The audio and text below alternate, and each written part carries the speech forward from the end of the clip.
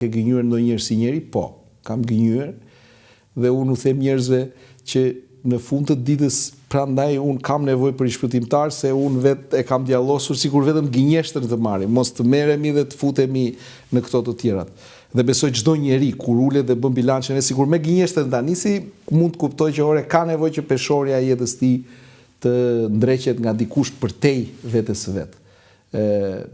Se një gënjeshtar nuk e rregullon dot atë. Tani, për t'ju përgjigjur më mirë pyetjes dhe më drejt për drejt si politikan, kam bërë çmos deri në fund që mos të gënjej kur në mënyrë të drejt për drejt dhe të qëllimshme për të marrë një vot. Dhe më mirë ta humbas një vot, më mirë të humbas dhe 10 vota, por mos t'i gënjej në mënyrë të qëllimshme.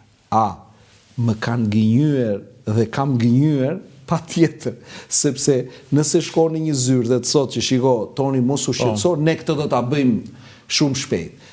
Nëse dëgjon dhe domethënë premtime të ndryshme që forcat të ndryshme politike bëjnë dhe në rastin ton neve kemi premtuar disa gjëra të cilat nuk kanë ndodhur dhe sot duhet t'i japim llogari, në këtë rast unë do thoshja që po.